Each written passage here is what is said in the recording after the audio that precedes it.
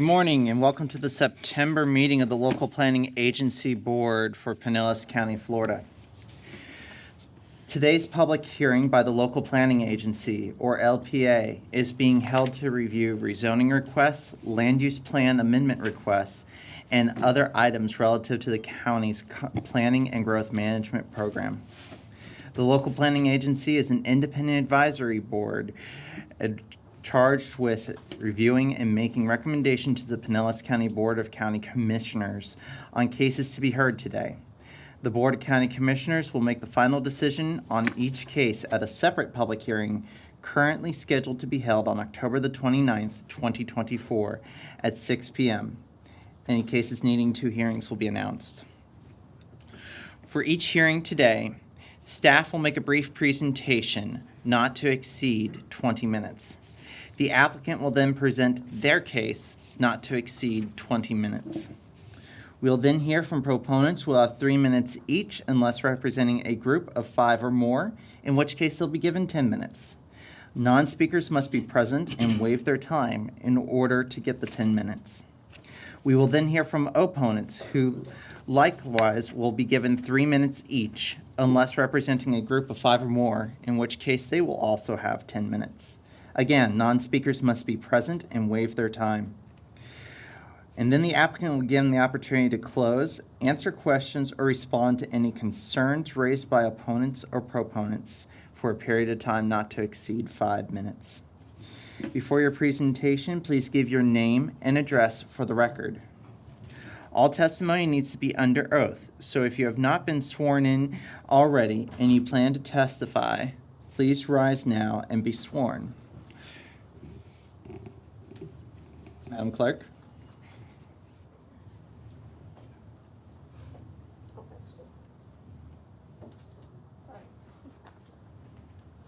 Can you raise your right hand for me? Do you swear or affirm that the testimony you give to the board today is the truth, the whole truth, and nothing but the truth? Signify by saying I do. I do. Thank you. Thank you, Madam Clerk. Also, please fill out the slip on the table and present it to the clerk before you speak. There will not be continuing rebuttal, so please try to present all information and concerns that you have while you are at the podium. If you plan to provide letters, written comments, studies, or other documents in response to the LPA's findings and recommendations, those must be received in the zoning division 15 days prior to the Board of County Commissioners hearing in order to be included in the record that will be transmitted to our Board of County Commissioners. Also of special note, the Board of County Commissioners hearings will now be held at 333 Chestnut Street in the Palm Room until further notice. So with that, we'll move into our agenda. All right. So the next item would be the quasi-judicial statement. Council McAteer. Thank you, Madam Chair.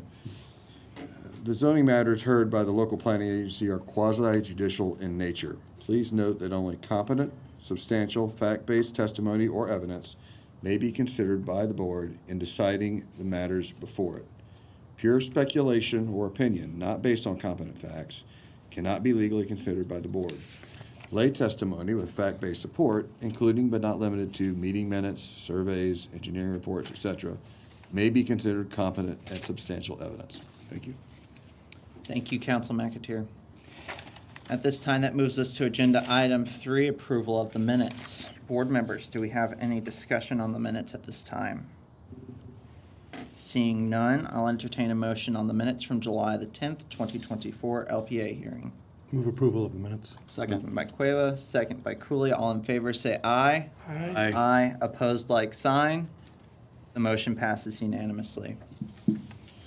All right, that moves us to item 4A1, application FLU 2024-02.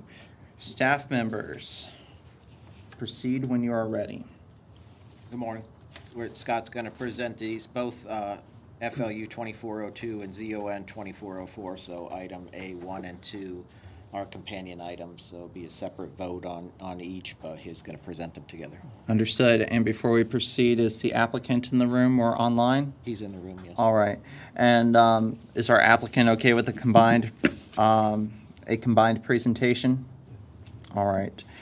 Will you be asking for 40 minutes of time, or are you good with the 20? All right, thank you. Let's go. Thank you, Michael. Madam Chair, good morning. Good morning, local planning agency members. I'm Scott Swearingen. I'm the long-range planning manager for Pinellas County. I appreciate you having me here today, and I respect your time, so I'll move right through this. We have a future land use map amendment request and a companion rezoning amendment request. The subject property is just over a quarter acre in size. It's an unincorporated Largo, specifically at 1310 Gooding Crossing. I'll show you a map in just a moment to put it in a better context. The map amendment, the future land use map amendment, is from commercial neighborhood to RL, which is residential low.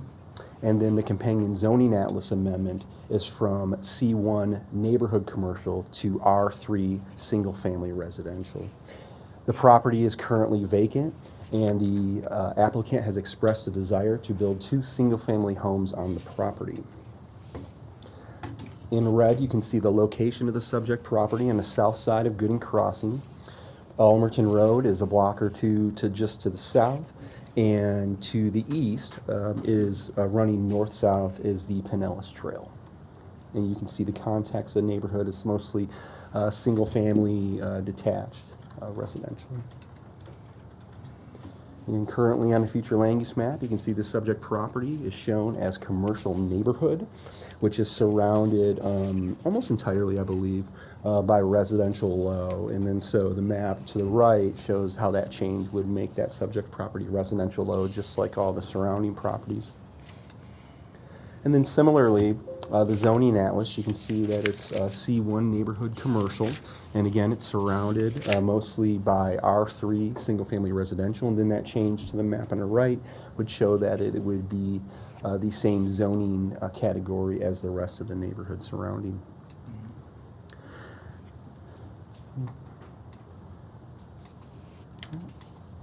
Somebody has the wrong presentation up. But so, okay. This is the subject property. Looking south at the subject, I'm sorry, I had some different photos, but that's okay. I can use these ones, they'll suffice. So the subject property looking directly at it, which is, again, on the south side of Gooding. And then you can see in either direction along that roadway. Most of the roadway improvements are pretty new there, new sidewalks, new roadways. Not the sidewalk on Gooding, but the sidewalk on the adjacent street, which is 12th Street Southwest, I believe. So the current commercial neighborhood land use, it allows, your typical kind of, as you think in a commercial neighborhood, office, personal services, commercial business, in neighborhood scaled type of uses. That's the intent for that area. A residential is not permitted in the commercial neighborhood land use designation, thus the request for the change. And a 0.3 FAR for non-residential uses is permitted. And that proposed residential low land use allows pretty much mostly just residential, single-family residential to be specific. However, it does allow some institutional transportation utility, non-resident, some limited non-residential, ancillary type non-residential, and recreation open space uses at a density of 5 dwelling units per acre and a 0.4 FAR for non-residential uses. The current C1 zoning allows a variety, kind of like the land use, allows a variety of uses from general or medical office, personal care, retail services. It's located, intend to be located in areas, limited commercial development, supporting neighborhood areas, compact areas is what it's intended for, with a maximum building height of 45 feet and a minimum lot size of 6,000 square feet. And then that change to the R3 zoning, again, single-family detached residential, that's the intent of that category. Building heights are a little bit lower at 35 feet max and required 6,000 square foot properties, residential lot sizes. There are some limited non-residential uses that are permitted, like places of worship, daycare, things like that. These are type 2 use approval requirements, so they would include noticing and a public hearing. So essentially it's, Your kind of run-of-the-mill, kind of single-family residential is what this category is intended for. And it doesn't allow retail, personal service, commercial uses to note. Property owners were noticed for this within 250 feet of the subject property, and we have not received any correspondence to date. Recommending proposed land use from commercial neighborhood to residential low. Staff recommends approval. Transportation impacts are very minimal. Residential land uses surrounding all the properties. As you saw, it's all residential low surrounding. This would bring it back to residential low. It's outside the coastal high hazard area and the coastal storm area, and staff finds consistent with the comprehensive plan. This would be a density on this property now from 0 units per acre to 5 dwelling units per acre. And the subject property, based on the size, could hold up to 2 dwelling units. Staff recommends approval, and the Board of County Commissioner hearing is scheduled at 6 p.m. on October 29th. Similar with the zoning request, ZON 24-04, staff recommends approval and finds that the site allows for redevelopment in a more appropriate manner for the surrounding neighborhood. It's compatible with surrounding development pattern, as we saw, and the subject property is adjacent to other residential uses that are also zoned R3, which is obviously the same as this request. Staff recommends approval, and the hearing date scheduled for that is the same date, same time, 6 p.m., October 29th. That concludes my presentation. I'd be happy to try and entertain any questions if you might have. Madam Chair, can I interject for a moment? Member Absolutely. Cooley contacted our office this week, and he has it's close, but we are going on the conservative side, likely got a conflict. If he could state that conflict briefly on the record and state his intentions, we can do that now, and then that way it prevents any contaminated discussion. I'm the CEO of the Pinellas Community Foundation. We manage charitable funds for Habitat for Humanity. It creates a fiduciary relationship, and the foundation also receives fees for the services it provides.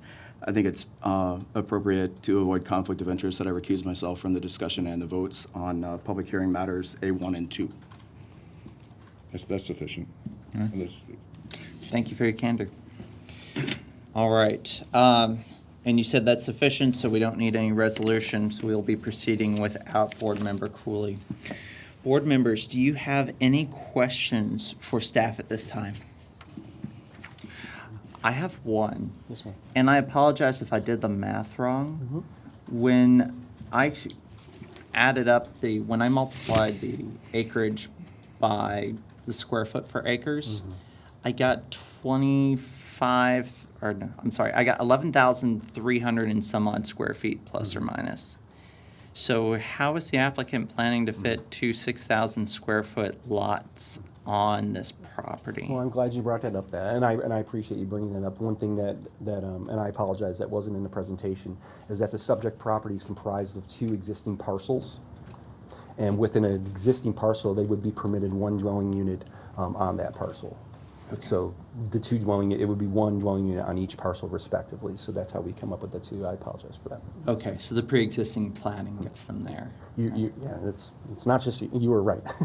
Okay. Your math is correct. Yeah. Thank you. Just wanting to make Thank you for sure the I wasn't clarification. understood. All right. Board members, any other questions for staff? All right, at that time, another word. In that case, we will hear from the applicant. Thank you. Thank you. Good morning. Good morning. I'm Charles Armstrong. I'm Land Development Project Manager, and as was presented out, we are looking for a future land use and zoning change on these properties, just so that we can build 2 fee simple detached homes to further our mission and serve affordable housing need in the community. Understood. Thank you. Board members, do you have any questions for the applicant? You're fine. All right, seeing none, at this time, we will hear from the public. Is there anybody in the room who wishes to speak in support of applications FLU 24-02 or ZON 24-04? All right, seeing none, is there anybody online who wishes to speak in support of applications FLU 24-02 or ZON 24-04? Madam Chair, there's no one online. All right. Is there anyone in the room who wishes to speak in opposition to applications FLU 24-02 or ZON 24-04? Seeing none. And I'm just going to check one more time for online. Has anyone popped in up there? No, there is nobody online. Perfect, thank you. All right, that comes back to the applicant. You do have a 5-minute time period if you wish to use it for any closing presentation. The applicant's waving no. And now it comes back to the board. So board members, any discussion prior to a motion? Seeing none, I'll entertain a motion first on application FLU 24-02. Make a motion for approval of FLU 24-02 based on staff recommendation. Motion by Cueva. Second? Second by Laurie Johnson. All in favor, say aye. Aye. Aye. Opposed, like sign. The motion passes unanimously. All right, at this time, I will now entertain a motion on ZON 24-04. Move approval of zoning case 24-04 based on staff recommendation. Motion by Cueva. Second? Second by Laurie Johnson. All in favor, say aye. Aye. Aye. Opposed, like sign. The motion passes unanimously. All right. I hope you have a good day. That brings us to agenda item 4B1, LDR 24-04. Staff, you may proceed when ready. Morning. This is a update to our land development code related to short-term rentals. Kevin McAndrews is going to give a presentation on that. Good morning, Madam Chair, fellow board members. Kevin McAndrew, Director, Building and Development Review Services. As Mr. Shutterbach just announced, this is a update to our short-term vacation rental ordinance. That's section 138-3232 within the Land Development Code. What I'd like to do is take you through a few slides, just providing a little bit of context before transitioning to the details of what is in this updated ordinance.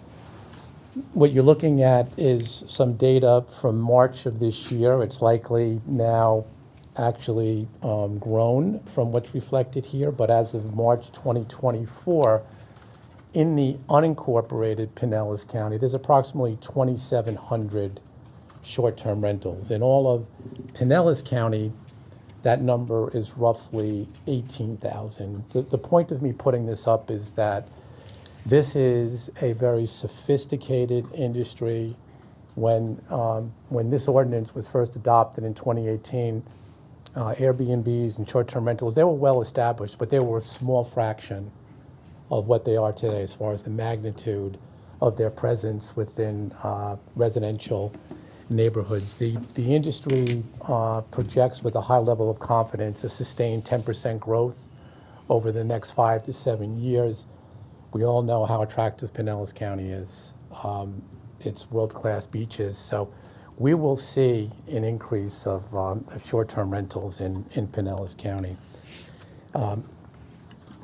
I referenced our existing code that was put in place in 2018. It does have some important quality of life provisions with regard to maximum occupancy, noise, posting of contact information.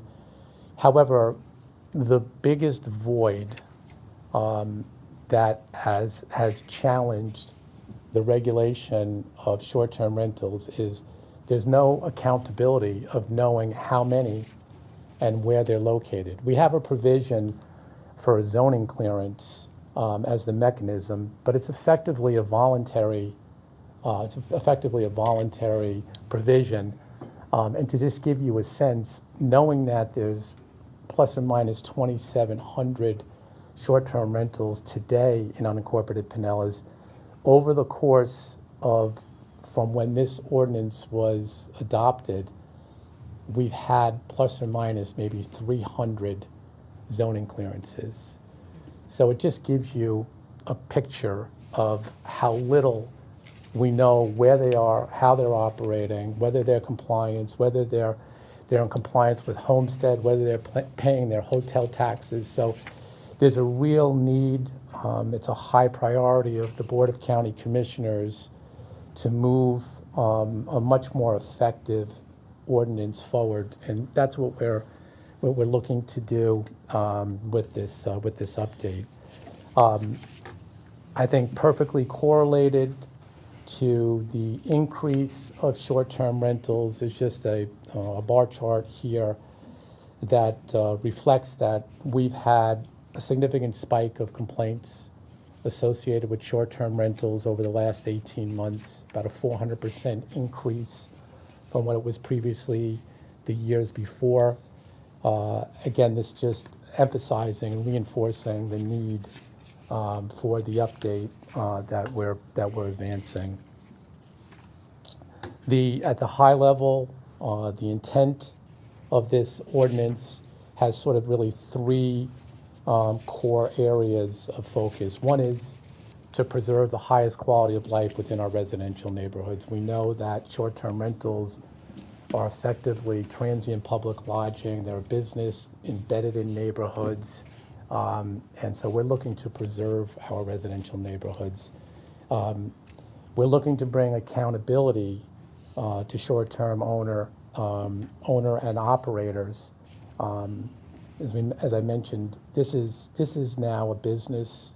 You know, there still are some mom and pop short-term rentals, but there are small and large investment companies that are beginning to dominate this type of industry. And there's a life safety component to short-term rentals. We're looking to bring an awareness and compliance with the Florida Building Code and the Florida Fire Prevention Code as part of this update.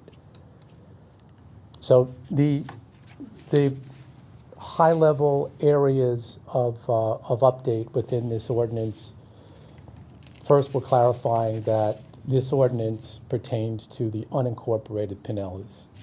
There are 24 other municipalities. It's a whole different array. Without getting into too much detail, some other municipalities have had ordinances on the books before 2011, which gives them greater latitude from the state preemptions that are in place within. So this is strictly regulating short-term rentals within the unincorporated Pinellas County. We've integrated now a set of definitions, which is an important piece of this update, defining everything from transient public lodging, defining bedroom, so that we're actually integrating as part of, I'll touch base in a second, as part of a certificate of use in lieu of the zoning clearance, a building inspection that is part of that process. And I'll speak to that a little bit more, but one of the definitions that is inclusive is inspection, and just to give you an example, it means an on-site review of the subject property by Pinellas County staff for compliance with the Florida Building Code and the Florida Fire Prevention Code. The accountability piece comes down to, well, how the heck are we going to be able to locate these 2,700? And just by data furnished to us, there's generally about a 20% turnover every year. So there's a lot of fluidity, not only in the growth, but also in the turnover of short-term rentals. And so the county's going to be partnering with a third-party vendor that specializes in supporting governments across the country, specifically related to short-term rentals. The technology is phenomenal. It effectively scrubs all of the host websites on a regular basis and is able to identify short-term rentals. They have supporting modules behind that actually track whether or not short-term rentals are properly advertised, where they include what would be a certificate of use, which will be a requirement of this updated ordinance. They are able to track whether or not the advertisements exceed the maximum occupancy, whether or not they're running counter to the provisions of this ordinance, and able to assist staff in pursuing then an enforcement of these short-term rentals. And so this is a game changer, and it's one of the 4 pieces that I'll highlight momentarily to support this, this initiative. The advertising requirement that we've included in here is important. So when someone advertises on any of these host platforms, whether it's VRBO, Airbnb, and there's dozens, if not over 100 host sites today, but any advertisement will need to include the state state license number. It will need to include the Pinellas County Certificate of Use. It will need to include the maximum occupancy, which is based on the number of bedrooms, 2 per bedroom plus 2 in the common area, up to a maximum of 10. So all this information will support the ongoing compliance. It's about compliance. That's the focus here. And today we just don't have our arms around it at all. When it comes to the enforcement side, our current ordinance is rather limiting and constraining. I think there were maybe good intentions there. It referenced the $300 fine in 2018. That probably was okay. Today, that fine limits what we can do from an enforcement standpoint. It's the cost of doing business. I don't even think a sophisticated user would even be concerned with that. So this ordinance just effectively opens up the full spectrum of code enforcement, from love court to the special magistrate to circuit court, and we can use those tools as appropriate to pursue enforcement. I mentioned this is a really robust program that we're rolling out, and there's sort of 4 pieces to it. The ordinance, which is being presented to you today, is of course the foundation, which will allow these others then to support it. Behind this, we're working closely with our communications team. This fall, our intention is to have a really robust public education for not only the short-term rental owner-operators, but the entire general population, to let them know what we're doing, why we're doing it, and to educate them on the new certificate of use provision within this ordinance. We're also, this was a directive from the Board of County Commissioners. We're also, because of the size of this program, we're augmenting our code enforcement staff to bring on 3 new code officers, a short-term rental administrator, to support this program and to have support, which we don't today, to have support on Friday nights, Saturdays, and Sundays when the highest likelihood of a complaint will come in. So there's a lot behind this, and then of course the piece that really will make it go is the technology that I had referenced, which is the only way to really have a handle on the inventory and the ongoing fluidity of new operators and operators that choose to try to deviate from compliance with this ordinance. All of this is, these 4 tracks are running parallel right now with the objective, and I'll touch base my last slide on the timing, where we will activate this certificate of use program January 1 of 2025. So we're on a tight schedule. This is a high priority in moving this forward by the Board of County Commissioners. So I've taken you through my slide presentation.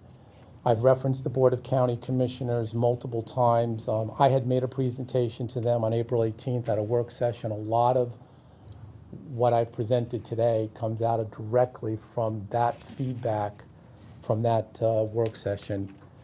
We've worked closely with council, both from supporting building side and from DRS, to ensure that we're closely aligned in compliance with the Florida state statutes for short-term rentals, and this ordinance is consistent with our comprehensive plan. The Development Review Committee recommends approval. This would move forward for a first reading. Since this is an ordinance update, it would take two readings. The first of those would be on October the 29th, with the second occurring in November, again, putting this ordinance in place to allow the full activation in January. That concludes my presentation. All right, thank you. Board members, do you have any questions for staff? I have one question. Board member Laurie Johnson. In reading the new ordinance and the redlined version of it, my only question was, and you've addressed this, I think, in your presentation, was the enforcement issue and the staffing needed to now enforce this stricter regulation, as well as the inspection of the property, which I noticed was just every other year and not every year. Is the reason for the property inspection being every other year is just a staffing issue, that there are not enough inspectors to No, carry this great out? question, and I didn't clarify that today, the zoning clearance, this short-term rentals would fall under development review services. This entire program, with the exception of the building inspection, and I'll touch upon this, is being transferred over to our code enforcement division. They will manage, administer this program. The building inspections are intended for every other year because unfortunately, there probably would be a likelihood that when we go through the initial certificate of use and the building inspection passes, the certificate of use is issued, that a crafty owner-operator may say, well, this is now my time to convert my garage into 3 more bedrooms, and no one's ever going to pick up on it because, I passed the building inspection. So this is really a preventative measure that would occur every other year to go back in and just ensure there hasn't been changes from the first inspection. Thank you. Okay. Board member Cooley. Can you just refresh us with the additional enforcement and activities and staffing, how this is, the county's paying for this? Excellent question. So we've run projections based on, first, the full effort, to your point, the technology cost, the staffing costs, the ongoing enforcement costs. The technology is an annual subscription renewal. So we have a fee schedule that will run on a separate resolution along with this ordinance to the Board of County Commissioners. To give you a snapshot of those costs, the certificate of use is a $450 fee. That is also the annual renewal fee associated with operating a short-term rental. The building inspection, since it is a separate fund and performed out of the building division and not code enforcement, the initial inspection, year 1, is $150. The biannual inspection thereafter is $100. And those projections, there is a direct correlation to the compliance percentage that we are looking to achieve for those revenues to cover the total cost of this. This is intended to be a self-sustaining program with no additional cost to the general fund to the county. And geography-wise, what properties does this affect? Just unincorporated, these short-term rentals that are in an unincorporated county or elsewhere too? No, I stated this ordinance is strictly the unincorporated county. As I mentioned, other municipalities have their own ordinances as to how they regulate short-term rentals, and they all vary quite significantly. One of the difficulties we ran into in this process is, I believe it was 17 fire districts here in Pinellas County. Do I have that number right? 14, 17? Yep. In the teens. The counties that have been able to have one ordinance that unites for instance, Bay County with Panama City or Walton County with Destin, they have a unified fire district. And so they could go under the Florida Fire Prevention Code, do the whole county, unincorporated and incorporate under one standard. We can't do that. We've got fire districts, 14 or 17, whichever number is correct. We've got a lot of them.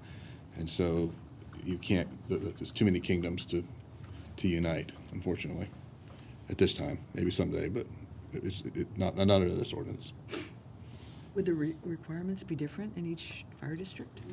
Well, it's just one bureaucratic or regulatory hurdle to clear when you're trying to use the Florida Fire Prevention Code as your tool. The state has preempted regulation of short-term rentals to enforcement of the Florida Fire Prevention Code or the Florida Building Code, which is why we have inspections defined the way we do in the ordinance. And therefore, the number of fire districts you have comes into play. If you're not unified, then you can't then enforce across the entire unincorporated and incorporated area. Thank you. Yeah, it's a good question. Any other questions from the board? Seeing, It just yes. came to mind. Larry You Johnson. mentioned that you're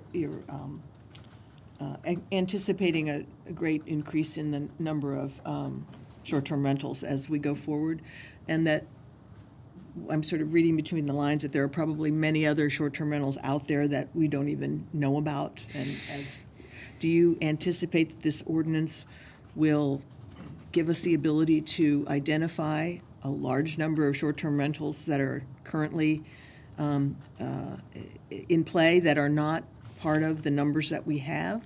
Or do you think that 3,000 number is pretty much what we're going to have for now? So the technology is that effective that we have a high degree of confidence that we will have an accountability of not only the number of short-term rentals, but the specific addresses of these short-term rentals. So I guess my question was, just looking into the future and say the next 3 to 5 years, do you see this doubling? I mean, I know it's crystal ball questions, but do you see this doubling? Do you see that suddenly we need twice as many inspectors and that sort of thing?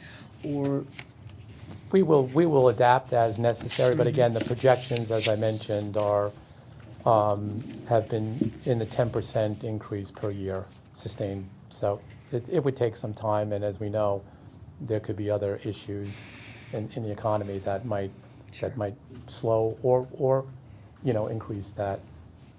But we'll be poised to adapt. thank you. I have a question. Vice Chair Cataldo, I'm sorry.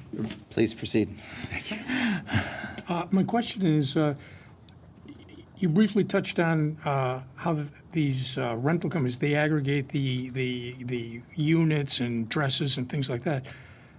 But don't a lot of the addresses stay off of the online advertisements? Or when they're being seen, they may list the area or the community, but the specific address. So to have these outside vendors helping you track who needs to be listed, how do they get identified?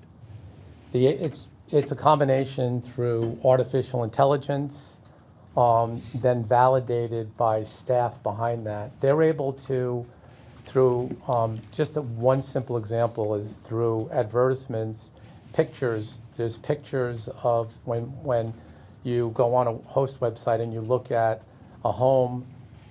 They're able to connect the dots to drill down and figure out exactly where that home is located. It's so sophisticated. It's tied to the GIS mapping. It's tied to the property appraiser's office. They're able to stitch together all of the cues and indicators to locate, first through artificial intelligence, then they have a staff behind that validate these. Their representation is that over a period of 2 to 3 years, they strive to have a 95% accuracy on all of the short-term rentals, where they're located. And the reason that even going above 90 is challenging is because, as I said, there's fluidity to the market where there's 20% or more turnover every year. So they're never going to get up much higher than that because of new ones coming online and others dropping offline and so forth. But it's pretty remarkable technology. All right. Any other questions from the board? I have a question that follows up just a little bit on some of the other questions that were posed today. You said we had somewhere in the range of 2,700 short-term rentals in unincorporated county, but something more in the range of 300 to 400 zoning clearances, correct? That's correct. So we have an idea of how many people are kind of not participating in the regulation of the units under our zoning code currently. Do we have an idea of how many of these businesses are taking a pass on paying their taxes? Well, that will reveal itself. Okay. However, you know, just on a very high level, the more prominent host sites such as Airbnb and VRBO, they enter into contracts with owner operators where part of the arrangement is they pay the bed tax. Yeah. So it's when you start getting down into some of the I'm going to say less prominent host websites where some of the users will purposely try to fly below the radar. But this is part of also, first it's all about compliance from preserving the quality of life in the neighborhoods, but there is likely going to be a rather significant amount of revenue that comes out of homestead fraud, as well as others that aren't complying with the bed tax. And it's an impact on the hospitality industry, you know, to have many of these short-term rentals if they're not compliant. You know, on our hotels and bed and breakfasts that have been paying these all along. So it just is bringing this, you know, level of compliance to where it should be. Understood. All right. Thank you for your insight on that. Any other questions from the board? All right. With that, we will hear from the public. Thank you for your presentation. Is there anybody online who wishes to speak in support of LDR 24-04? There's no one online. All right. And I assume that will apply to opposing anyone who wishes to speak in opposition to LDR 24-04. No one online. Okay. And I apologize for going out of order here. Is there anyone in the room who wishes to speak in support of LDR 24-04? Seeing none, is there anyone in the room who wishes to speak in opposition to LDR 24-04? Again, seeing none. All right, staff, do you have any closing remarks on this? No. Seeing none. Board members, any final thoughts, questions? Seeing, Board Member Laura Johnson, you seemed like you were leaning in. No, I have nothing, thank you. Okay. In that case, I will entertain a motion on LDR 24-04. Move approval of LDR 24-04 based on staff's recommendation. Motion by Cueva. Second. Second by Cooley. All in favor say aye. Aye. Aye. Opposed, like sign. The motion passes unanimously. Staff, do you have any final remarks for us before we adjourn? No, nothing, but we'll see you next month. All right. The fall is officially moving forwards. In that case, I will entertain a motion to adjourn. Motion to adjourn? Motion by Cueva. Second. Second by Laura Johnson. All in favor, say aye. Aye. Aye. Opposed, like sign.